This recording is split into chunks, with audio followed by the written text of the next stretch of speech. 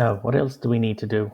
So what I've done here, just from the last video, I've just added what I'm going to do for each case when I detect a particular color. So if it's pink, I'm increasing my score by 200 and playing a sound file called 200 points and so on. So I've recorded different ones for each of those. So the code is exactly the same. All that's changing is the number for the amount of points, and the file, the sound file, is different. Now, you can have the same sound file for all of you if you want, or you don't even need to have a sound file. If you want to make the game more interactive, then that's a way to do it. Now, what else do we need to do before we actually detect it? Well, we should wait for just a little second so that the user notices that the the green site has actually stopped. So we'll just wait for a second when this check score is received.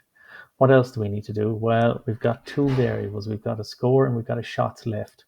So this is initially set up for 5 shots.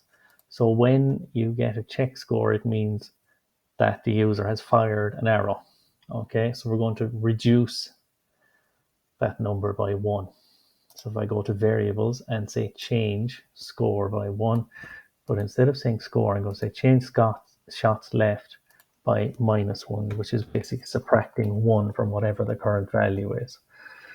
We'd also like to see, let me just take that away from there. We'd like to see these variables changing. So you see over here, there's two variables, the score and the shots left. So they're up here now on the left and right hand side of the game. Let's see if that looks okay when we make it big.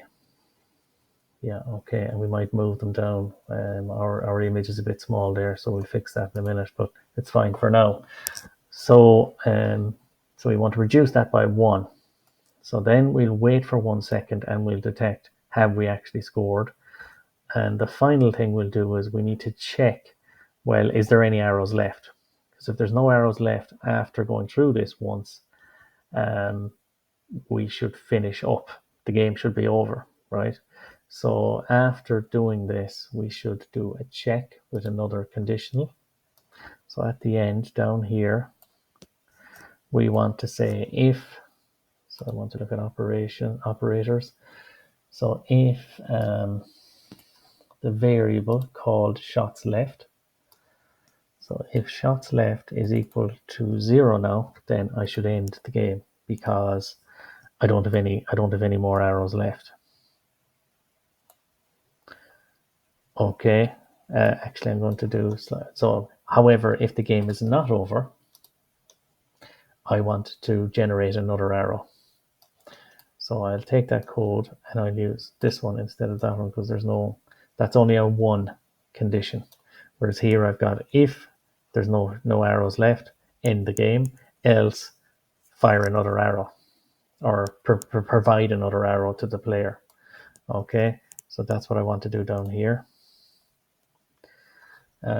So what do I do there? Well, I've already done part of it. So I want to say if the shots left is equal to 0, I want to broadcast the message and it should be the game over message. Actually, it should be the other one. It should be the game over and wait. Okay, and of course, the fire button will receive that and it will hide the button so that the user can no longer fire arrows. Okay, so that's the first part.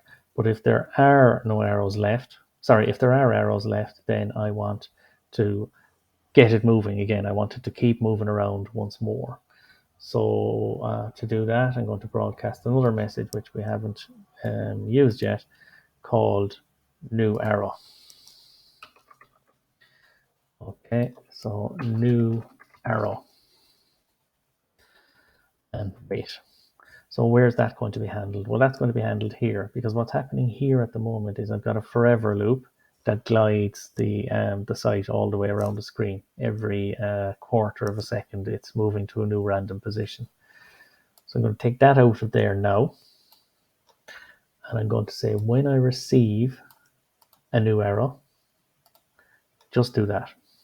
Okay. So when the game starts, I need to also trigger that to happen for the very first time. So I'm going to do that in 2 locations. there as well.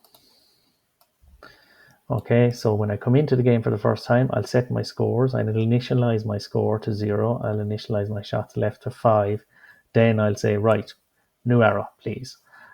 That'll be received here and it'll continually run, moving around the screen until such time as I get the message, check score. Too bad you missed. Okay, so we'll check the score. We'll stop the green site moving around, find out where we are. Are we on one of the colors? If we are, we'll get the points for it.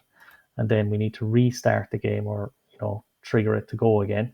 So if we have more arrows left, we will do so by broadcasting another new arrow. But if we don't, we will send a game over. Okay.